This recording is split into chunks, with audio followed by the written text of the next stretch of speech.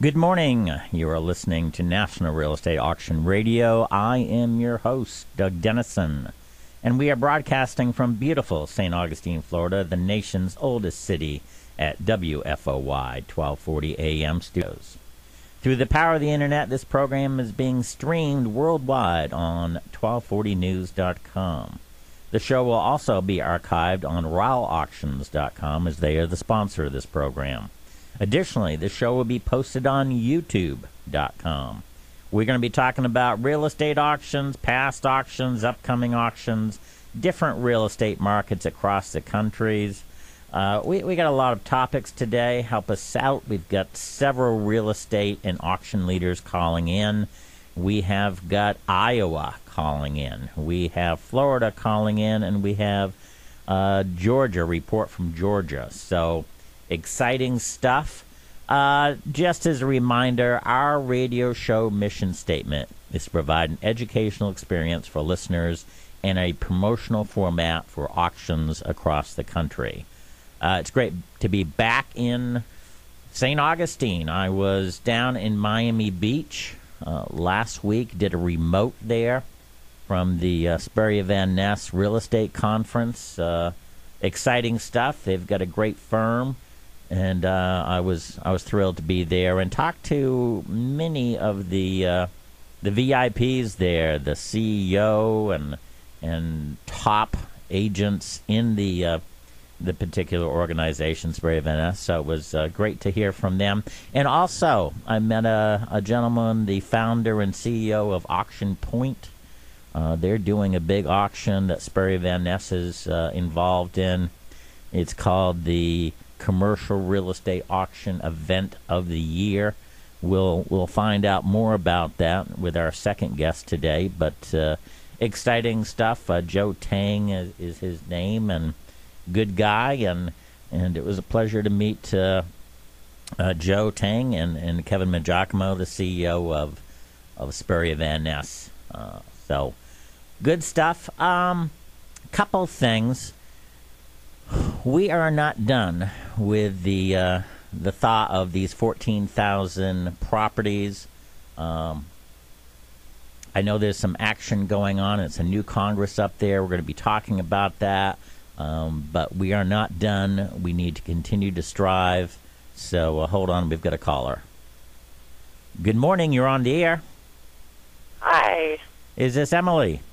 Yes, it is. Emily, well, thank you so much for calling. Emily, tell us who you are and what's your background, where you're from.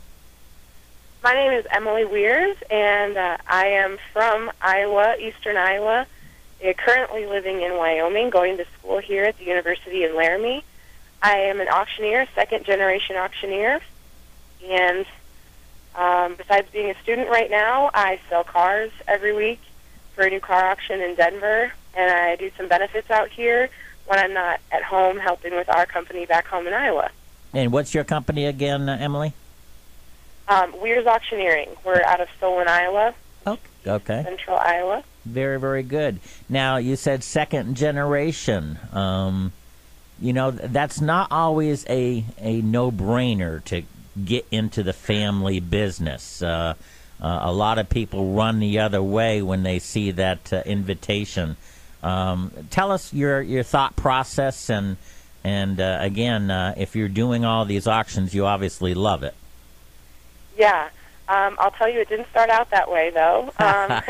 Just like a lot of other people my age who I know who are in the auction industry, we grew up in the industry just because we had to. Mm-hmm. We did auctions every weekend as I was growing up. So when we were old enough to go, we had to go and we had to help out. So whether it was just carrying stuff out in the mornings or handing out bidding numbers, we did all the jobs except for auctioneering and taking money and things like that. So I started out doing those things, and then when I was 10, I started clerking on our computer system for the auction, and I really liked that.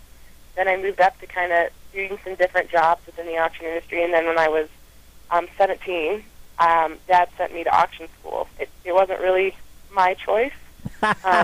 He kind of suggested it, and that was that, and I went, and after I left, I was like, there's no way I'm ever doing this. I said, I will only do it if my dad cannot speak. He's deathly ill. That's the only way I'm ever going to do this. And the first couple times, he had to force me to get up there and do it, and then after that, it just clicked, and I've been doing it ever since, and I love it. You caught the bug. I did. So you're at school now. What kind of courses you taking? What's your major? Well, I'm getting a business management major. I will be graduating in May, hopefully. I only have 3 classes left, so I'm getting pretty close to being done here. So. Nice. Well, you and I have never met, and I reached out to have you on the show because I got an email from the National Auctioneers Association that there was this TV show that was coming on and that you were involved in it. Tell us about this TV show and how in the heck did you get involved in that? Absolutely. Well, first of all, I got involved in it on YouTube. They found a video of me on YouTube. They weren't exactly sure what they were looking for, but they knew they needed a girl to be an auctioneer on the show. So they found me, they found a video of me and gave me a call, and that's how I got into it. We were filming in Pennsylvania for a couple months this summer, and we're done filming now, and the show is actually airing on Wednesday night at 8 Eastern on Animal Planet. It's called Money Barn. And they're actually going to run a marathon of the show. They're going to run it all night from 8 until 6 in the morning. So everybody will get to see all 5 episodes that we filmed. But it's a reality show. My producers are actually the creators of Storage Wars and Deadly Sketch and some other shows like that. Okay. So it's similar to Storage Wars in a way, and in other ways not at all.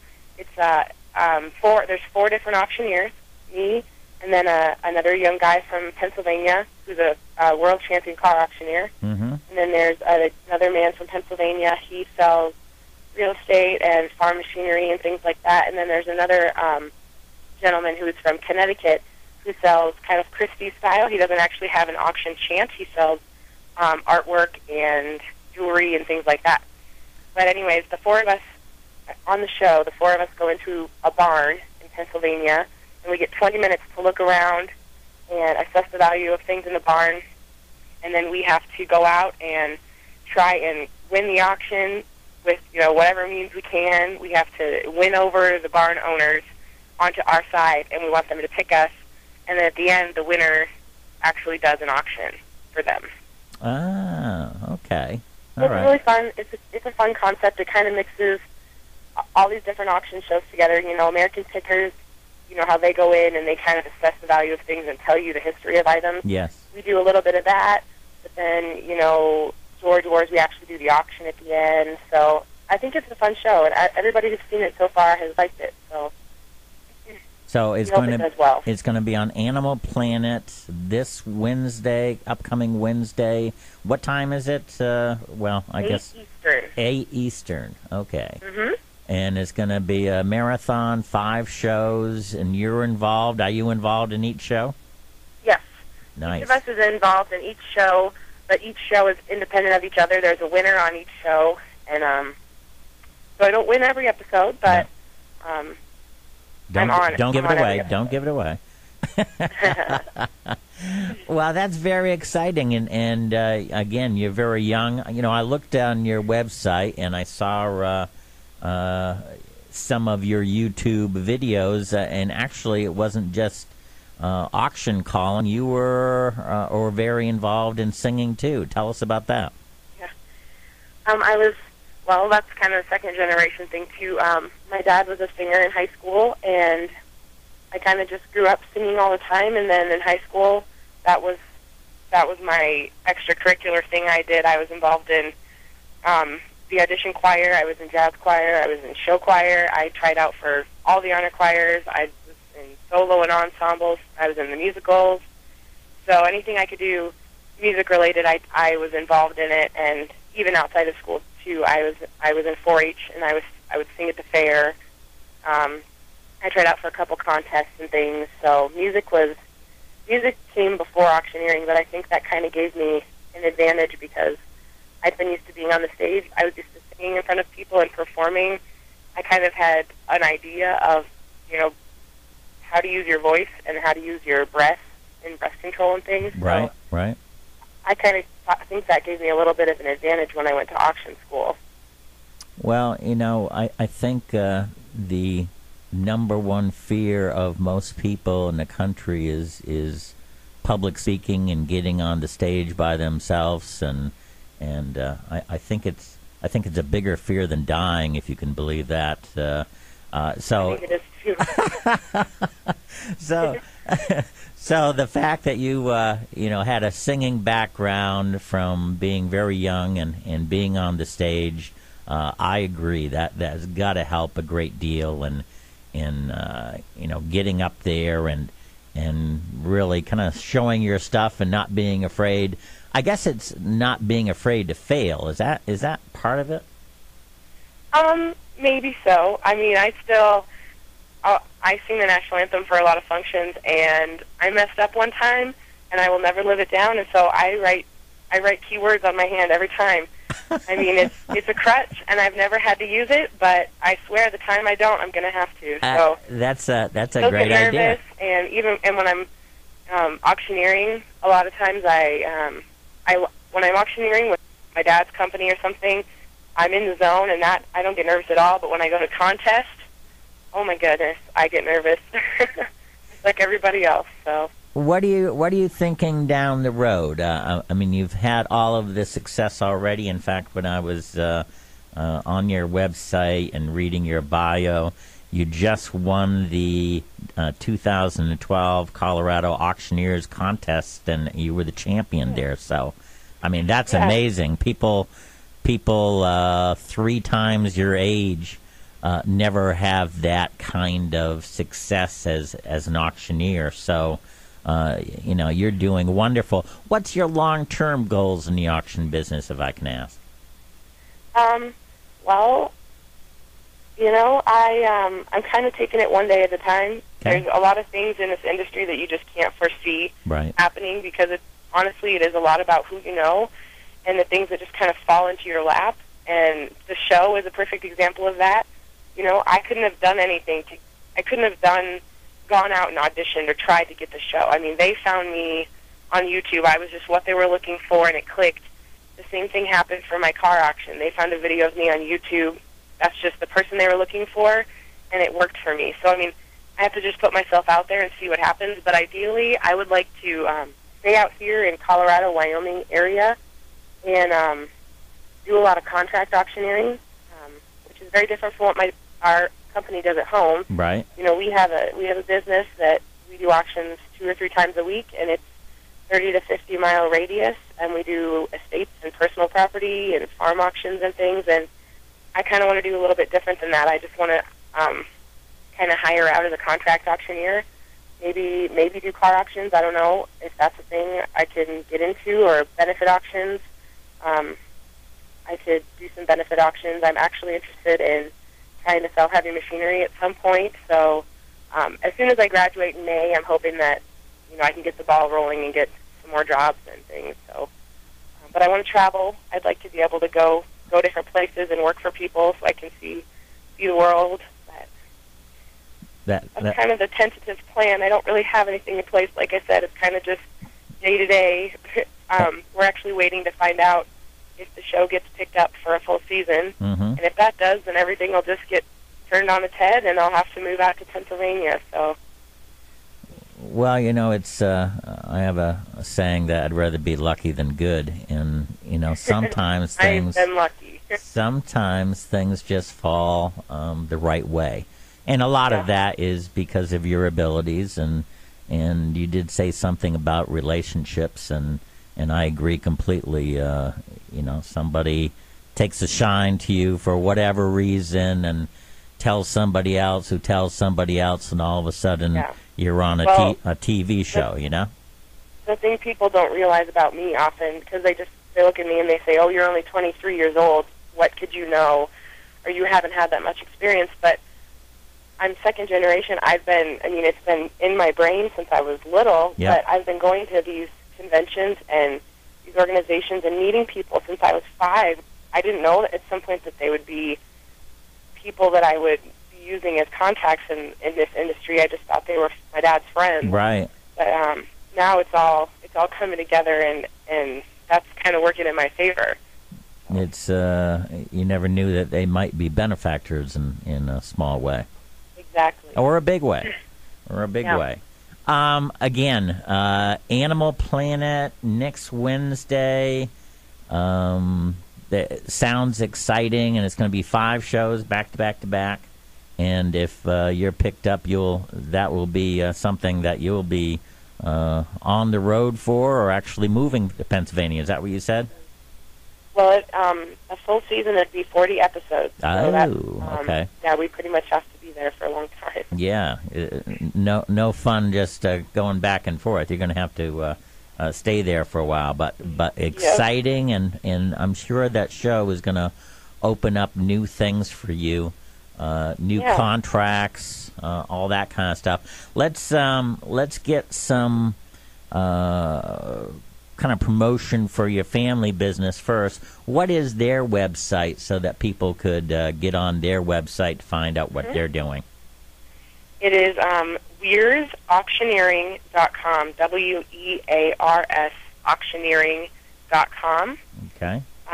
We also have a Facebook page. Okay. We're also on LinkedIn. So pretty much any way you want to find us, we put ourselves out there to be found. So our auctions are listed. Actually, currently we're getting into doing online-only auctions. So those are a growing avenue of business for us. So people from anywhere can kind of participate in that, which is exciting. Yep. And then, what are your thoughts on that? Because you've done such a good job in learning the business, learning how to chant, how to bid call. Had great success again as the 2012 Colorado Auctioneers Contest champion. How do you feel about the internet? Is that something like, I know it's a good thing, but I don't want it to take away from the live auction, or what's your thoughts on that? You know, this is a kind of a touchy subject in the auction industry right now. Okay. But personally, I don't see it as a threat. I think that there's always going to be a need for a live auctioneer, and we're never going to go away. I see it as a supplement to our current business that we're doing. Some of the auctions we're doing online only are auctions we would have had to pass up for various reasons. Okay. And so we're doing a service to these people by offering this because we didn't have the time or the ability to do it with a live auction. And the perfect example that I give is this new car auction I've started doing. It's all online. There's no cars physically on the ground. Okay. And there's no location. We do everything online. The bidders log in and bid online. The dealers, upload all of their information about their cars online. And I Skype in my video auctioneering. I'm doing the auctioneering off of a sheet via a webcam.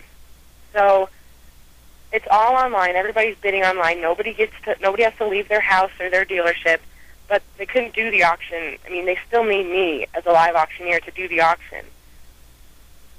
Very interesting. Very interesting. It's an interesting concept, but, I see that as, people are afraid that online auctions are just going to wipe out the auctioneer, but, you cannot duplicate, the excitement of physically being in the room or seeing an auctioneer or hearing the chant. I think that there is definitely benefits to the online-only auctions, and I think they're going to be a good supplement, but you're never going to totally wipe out the need for a live auctioneer. Well, it's also an entertainment factor. I believe that many people like to go to auctions just to see it all, the winners, the losers, the people that say, oh, geez, I wish I could have bid on that, and then the wonderful feeling that you won, whatever the bid was, and then to listen to a professional like yourself, you are an entertainer. Exactly. How do people reach you? As maybe perhaps an email that people could contact you, and And you never know. This show is listened to by real estate people, media people. You never know where that might go, and you might get an email. Absolutely. I would say first and foremost, you can use my website because I have all my contact information on there. So it's just emilyweers.com, my full name. So go there, and my contact information is listed. But a personal email is emily@weersauctioneering.com. Okay. Very good. Also, again, I'm on Facebook and Twitter. And I won't add people I don't know, but sure. That's a way to reach me if anyone's interested in that. And through our home too. I mean, I know you contacted my dad before you got a hold of me, so that's a good way to reach me too. So if it's easier to get on our Weir's Auctioneering page and get a hold of me, then that works. Very good. Well, again, congratulations for being on this show called The Money Barn. And again, on Animal Planet, it's going to be on next Wednesday, 5 shows. Hopefully, it will get picked up, and you'll have 40 shows that will be going on. Hopefully, Money Barn also does have a Facebook group or a Facebook page. So if anybody's interested in information about that, because that information kind of changes daily, so you should look up Money Barn on Facebook, and that'll keep you up to date on what's happening with the show. Well, you are full of good information, Emily. We thank you so much for being on the show and taking the time on a Friday. It's early for you. It's 2 hours earlier, and I appreciate you getting up and I wish you good luck with your career. It looks like you're doing fantastic already. But again, congratulations, and you have a wonderful weekend. Thank you so much. You too. All right. Take care. Mm-hmm. All right, Emily Weers from Weers Auctioneering. She's in Solon, Solon, Iowa. And, young person coming up in the ranks of the auction business. She's already had great success, including being the Colorado Auctioneers Contest champion. That's big. As I told her, there are many auctioneers out there that try to do that and are 2-3 times older than her and have not been successful in winning a crown like that. And here she is, already a champion, and then she's on a TV show, The Money Barn. So exciting stuff. Thank you very much, Emily. Again, Emily Weers, Weers Auctioneering from Iowa. Good stuff. And go on her website and see what she does in her family's business. It sounds good. We are going to go for a break in just a few seconds.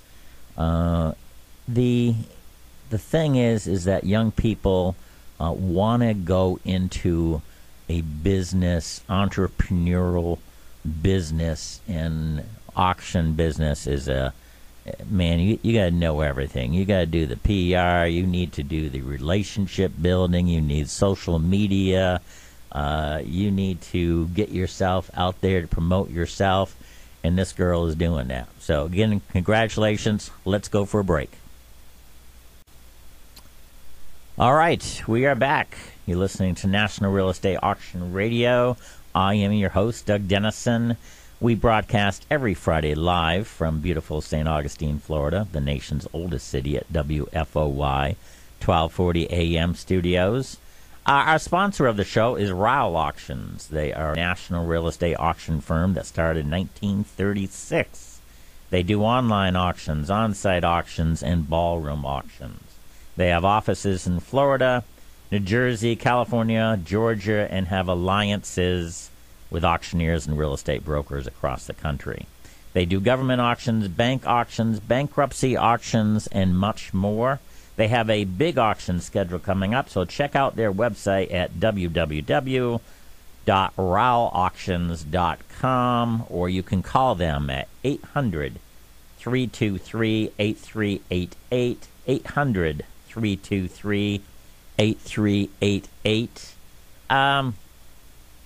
Again, we just listened to Emily Weers young auctioneer out of Iowa, doing auctions in Colorado, going to school in Wyoming to get her business management degree, on a new upcoming show, The Money Burn, as an auctioneer. Whew, pretty exciting. I love to have young people come on the show and talk about what their plans are and what they're doing, and Emily's been doing quite a bit. I talked a little bit about the 14,000 government surplus properties. We have a new Congress. Congressman Dennison is going to be continuing to work on his bill, and that was passed in the last session. It never got through the Senate. Again, there's 14,000 government surplus properties, including things like the post office up in Washington, D.C., that cost the American taxpayer $6 million a year in holding cost. It has not been used. It has been abandoned for 10 years. That's $60 million, folks, that you, the taxpayer, are paying for. And that's just one of them. Another one, I went down to Miami and actually did the radio show there. Interviewed Congressman John Mica, who was at the congressional hearing at a courthouse in Miami. It costs the American taxpayer $1.2 million a year and has been closed for 5 to 6 years. So that's at least $6 million that we spent. And folks, if you're in real estate, you know what happens when a property is closed down. It's the worst possible thing for it. I'm gonna tell you that it's different from a lot of other things. If you don't use it, maybe it has a whole bunch of life, but when you don't use a building, it goes down in value, it goes down in functionality. It is a terrible thing. And when you do a building that you end up really working hard to get that building back into shape, and it's something that as auctioneers we deal with all the time. So let's support our elected officials and get those 14,000 government surplus properties on, hopefully auctioned to the highest bidder. We have a new caller. Good morning, you're on the air. Good morning, Doug. Well, Lewis Fisher, well, thank you so much for being on the show. And for our listeners, tell us who you are, where you're from, and what do you do, sir? Well, I am presently serve as the CEO of SVN Auction Services, which is Sperry Van Ness. But also I serve today as the chairman of the Asset Approval Committee for Auction Point 2013, which is the commercial real estate auction event of the year. Originally from South Florida and live in St. Augustine, the beautiful city in which you are on the air from this morning. Absolutely. And just glad to be on the show. Well, again, I did introduce the show as the fact that I was in Miami Beach last week and at the Sperry Van Ness Real Estate Conference, and they talked a lot about the Auction Point conference. In a nutshell, this is kind of groundbreaking, industry-changing, but tell us more. What are the real segments of this particular auction that's different from another type of auction? Well, primarily, Doug, the Auction Point 2013 has been organized for the commercial real estate industry as a whole. Okay. So, as a part of that, we have put together what we call an asset, or I should say a committee that's steering this event, and we have representatives from major different brands across the country. We have Marcus and Millichap out of New York. We have Cushman and Wakefield out of Miami. We have Sperry Van Ness, Jerry Anderson chairs that committee. Mm-hmm. It's called the Event Committee. And then we have an investment banker out of Chicago. We have a representative from Bank of America, one from First American Title. We have Dr. Sam Shandon, which is a widely known real estate economics author and professor. He's on MSNBC and CNN quite often. And we have another individual that we're hoping to bring on from Jones Lang LaSalle. So if you look at the commercial industry landscape, you'll recognize those brands. But Sure. the Auction Point 2013 is really for any real estate broker that deals with commercial real estate and an opportunity to put their asset on behalf of their seller onto the platform for this major event that is going to be worldwide. We now, it's international, Doug. Since last Friday when you and I were together, we now have assets from Hawaii, the Dominican Republic, Puerto Vallarta. We're getting a lot of international assets. So it's not only going to be stateside, it's going to be international. Wow.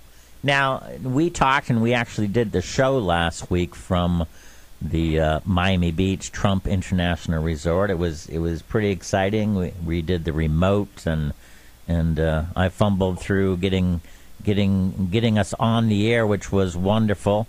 And that will be That was most impressive, by the way. And I kept on waiting for the AV guy to help me, and he never showed. And I said, I've got to do this. But thank heavens for the people here at WFOY. They talked me through it.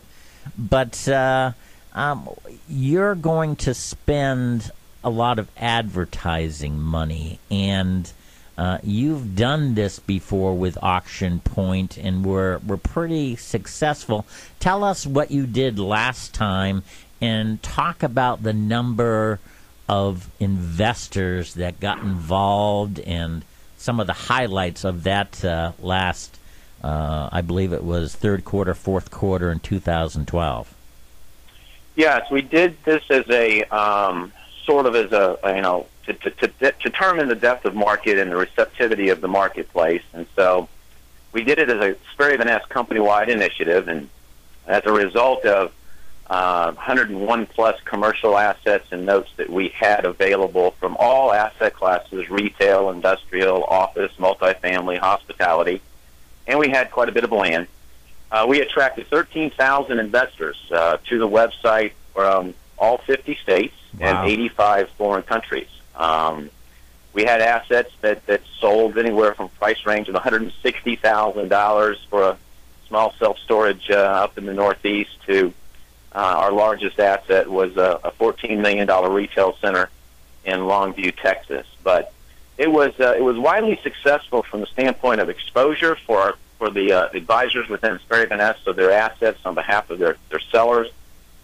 We spent in that event roughly about $120,000 national and local advertising. This time we're triple that amount. Wow. We're spending $350,000 in national and international advertising to expose this major event.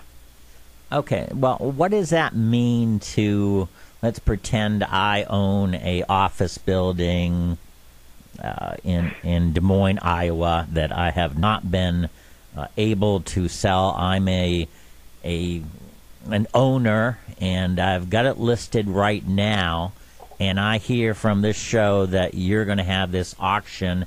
Tell me what it means. How can I get involved? How can the listing broker get involved? Well, one of the good things is that first of all, the listing broker stays in place, so nothing changes with the agreement that the owner has with their present broker in place, and I think that's one of the attractive features about what we're doing. But to answer your question, simply go to the website, which is Auction Point with no E, auctionpoint.com, and when you see Sell tab, you'll push on that or click on that, and then you'll see a nice icon that says Submit Your Asset. And so you fill in electronically about 8 different fields. It takes about, a minute to a minute and a half. And once that is submitted, that comes to directly our Asset Approval Committee, which I chair, and we review the asset based on our criteria that we have set forth to determine whether or not it's a fit. And then we, obviously, as a committee, meet every Tuesday and Thursday at 5 o'clock Eastern Time for about 2 hours, and we We go over the assets, and then we get back to the broker and or the owner, and we make recommendations as to minimum bid or whether or not we feel like we're going to be able to achieve through our underwriting that client's expectations. And suppose that if we do, then it's accepted, and then we begin to build what we call the data room, which is an electronic vault of all the due diligence materials that's necessary for investors to look at the asset and get comfortable so that when the event takes place on May 29, 30, and 31st, we've got competition on all the assets that we've got placed on the platform.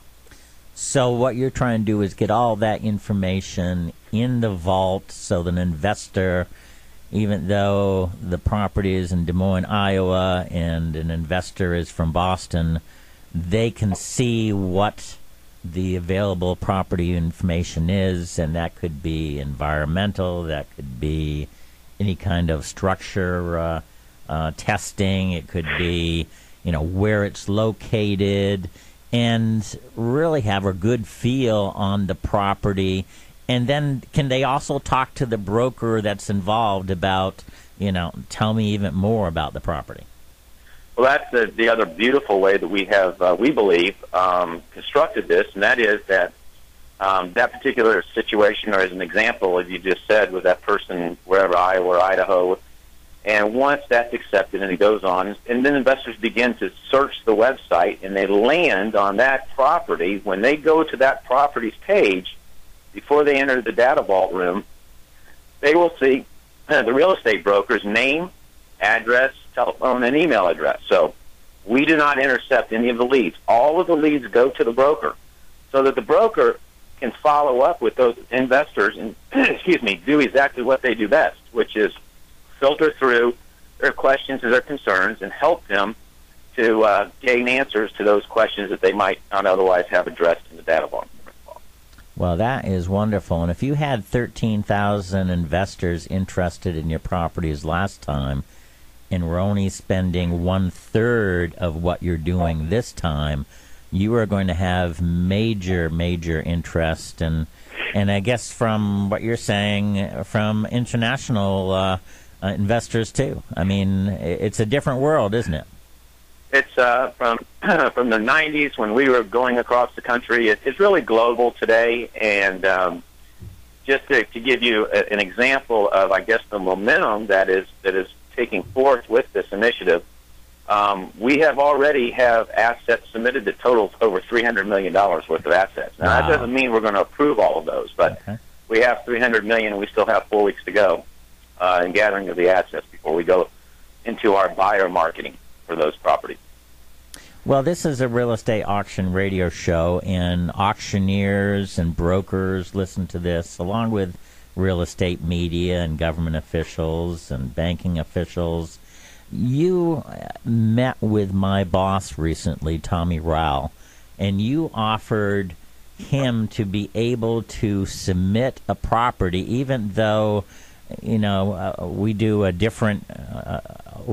auction business too, and we're kind of competitors, and this is this whole new change that you're trying to bring in other auction firms, bring in other real estate companies that would normally be competitors and in the trenches fighting for the listings, all that kind of stuff. And what did you tell Tommy that you would do if he put a property in for possible submission? Well, that's the beautiful thing, I think. And looking at how we, again, structured and organized this, I felt like it was imperative and important in order to make it successful that it be a cooperative and an inclusive type event, so that, all brokers and all auctioneers, quite frankly, that deal in commercial real estate will have an opportunity to take benefit of this major advertising that the national firms and sponsors are contributing to make this widely exposed. So any broker or any auctioneer such as Tommy, your boss, can put an asset on, and they keep all their commission. Whatever negotiated fee or commission they have with the seller, they keep that entirely. We do not touch any part of that. We are paid by a 2.5% buyer's premium that the buyer pays on top of their high bid.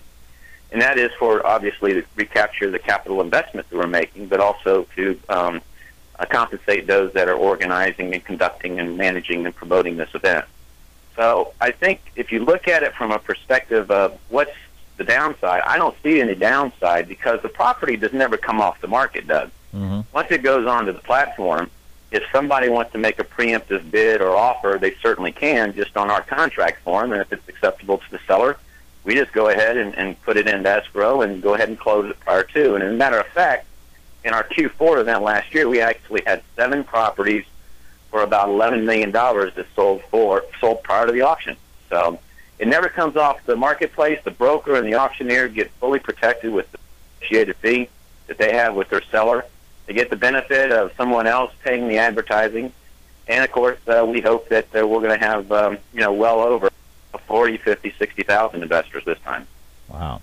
Now, you're talking about brokers and auction firms submitting assets, but you're not going to take all of them. And I guess that's the beauty of this whole thing, in my opinion, is that, like we always say, you're only as good as your last auction. You need to have this to be successful, and to be successful, the minimum bids have got to be low enough to attract interest, or no one wins. So if an auction firm or a broker submits the property and let's just say it's currently listed for $10 million, and the broker has had it for a while and he hasn't got any interest, and that happens a lot, as you know, because the number isn't right. Now, all of a sudden, you in your asset committee are going to come back to that broker and that seller and say, hey, we'd love to have your property in the auction, but we need to have a starting minimum bid of, pick a number, $6 million, which the broker may never have been able to convince his seller of that. But you're like a third party, the expert, saying, hey, this is what it's going to take to generate interest. We're hoping it will go far north of that number, but that's what it's going to take. I think that's a win-win for the broker, because he's not the bad guy, you're the bad guy. Yeah, for 32 years I've been playing the bad guy. But you're right. I think it's when you have the expertise and the depth of market experience that we have on this committee. Yep. That is an average of 30 years in the business, and you have the data and the metrics that Dr. Sam Shandon provides us from economic levels. We take that and we use all of those things, and we come up with, through our underwriting, something that we believe historically would fit within the comparables of sales and things that have been active in that marketplace. And I think the beautiful thing is that we can prove why we think the value is what it is. And I think that helps the broker, because the broker's job is obviously to market it and to respond to the inquiries and represent the seller ethically, et cetera, et cetera. But, I think that, when you have this type of resources that we have put together, you can pretty much stand pretty confident with your client and say, the Asset Approval Committee said they'd like the asset, they'd like to have us involved. However, they're saying to me that I cannot, put it on there unless you're willing to take it at a $6 million minimum bid. Right. And I think for a seller, if they're really looking to move an asset, I don't see how you can argue with it, but we obviously, have certain cases where clients don't accept what we do, and so we simply don't take the asset. So we're not taking every one, Doug, is my point. But like I said, we've got $300 million right now that we're underwriting very actively presently. And it's, your money, the sponsor's money that you're putting up. You don't want to advertise properties that are not going to sell. That's wasted money on your part. Now, is LoopNet involved in any way? Because they are, of course, the commercial experts and really the promotion experts, and has been for a long time. Are they involved at all? Actually, they're a partner in the event, Doug. Wow. They have the most expansive database that's available in the commercial real estate space today. And so having that, I think gives a client the assurance that really their asset is going to be marketed aggressively. It's going to be promoted for an extended period of time. It's going to allow buyers from all over the world to focus on the assets that eventually get approved. And, I think that, when you have investors looking for investment-grade properties, what was surprising that last time, we had a number of properties that were A-grade on the investment sale basis. We had 100%, A-class multifamily projects. We had retail projects that were 90% occupied with national anchor tenants and, with long-term leases and frontage on highways. So it wasn't a distressed event. What we're trying to do is create a marketplace where transactions can take place, but it's here again, it's a industry-wide event. It's not exclusive, it's inclusive. Well, I like the idea. I want to thank you for inviting Tommy Rowell, my boss from Rowell Auctions, to be involved, to submit some properties. I mean, a lot of times we may have a seller that wants to auction something, but when we say, hey, it's going to cost X for advertising, they may shy away. This is basically, if we can get the number right as far as a minimum bid, you guys are paying all the cost. It's a win-win. It is a win-win, and that's what we've tried to do is in putting this together, we tried to, with a lot of forethought, try to design it to where it would be a win-win for all parties, including, obviously, the ones that are putting this event on and taking the risk of spending $350,000. Sure. But, when you look at what we were able to accomplish in Q4, and, some of the highlights of Q4, we had the largest publicly traded REIT who had an asset in that sale. We had the former Taylor Bean Whitaker headquarter building in Ocala that had been on the market for 2.5 years, and as a result of of our auction, we got it sold. And the equity firm that owned that was very, very pleased to be able to move it. And that creates, jobs within that marketplace. I mean, that was one of the largest office buildings in Ocala, if not the largest. And that's Ocala, Florida. Win-win. That's a win-win. Listen, we're nearing the end of the show. How do people go and find more information, Louis? The best way, Doug, is to go to the website, which is www.auctionpoint, auctionpoint without an E at the end, .com, and go in there, see who's involved. If you're interested in submitting an asset, it costs you nothing. Fill out that, or click on that Sell tab and go to that icon that says Submit Your Asset Today and fill in the fields, and that'll come directly to my committee, and we'll take a look at it either next Tuesday or next Thursday and get back to that broker or that owner. Wow. And when is the auction actually going to take place? It'll take place May the 29th, 30th, and 31st, which is about 9 days after ICFC in Las Vegas. So we'll be in the marketplace aggressively marketing the assets all of the month of April and all of the month of May. So it'll be ample time for investors to get comfortable and to access all the due diligence on each property. Very good. The website one more time, Louis. www.auctionpoint.com. Great job, Louis. Thank you for being on the show. As always, a big professional. You are right there leading the charge on this new industry trend. So great job, and thank you for being on the show this Friday. Thanks for having us, and you have a beautiful day. Take care. Bye. All right. That was Louis Fisher. He's with Sperry Van Ness and really helping with the Auction Point auction coming up. It's going to be the commercial real estate event of the year. What an opportunity for real estate brokers and auction firms to bring a property into the fold at no cost to themselves, at no cost to their current commission. And for buyers, you've already got a property that will go on. If it's selected, again, this is a big if. If it's selected, you know that the property has been critiqued, that a minimum bid is close to what the very, very minimum can be, so you know you're not wasting your time. That's a wonderful, good thing, and I praise Louis Fisher from Sprague Van Ness on putting this on.